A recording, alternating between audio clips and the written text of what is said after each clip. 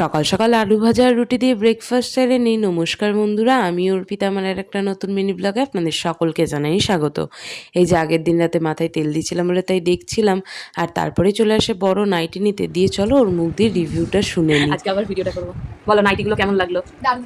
Review দাও যাতে public খুব ভালো নিঃসন্দেহে তোমরা পারচেজ করতে পারো নাইটি।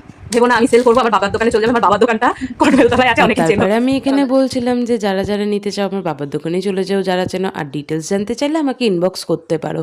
এখানে দুপুরে স্নান করে নিয়ে লাঞ্চ করতে বসে পড়েছিলাম। খেয়েছিলাম পাট শাক, ছাঁচি কুমড়ো, মাছের ঝোল, ভাত। আর এই যে তারপরে বিকেলে দেখো উঠে দেখি এরা তিনজন মিলে বেরিয়েছে আমাকে না নিয়ে, কারণ আমি তো আর বেরোতে পারছি না।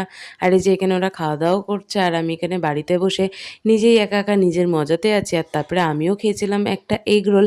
আর রাতের ডিনারটা খুবই সিম্পল ছিল, ভাত, রুটি, ডাল, পটল ভাজা।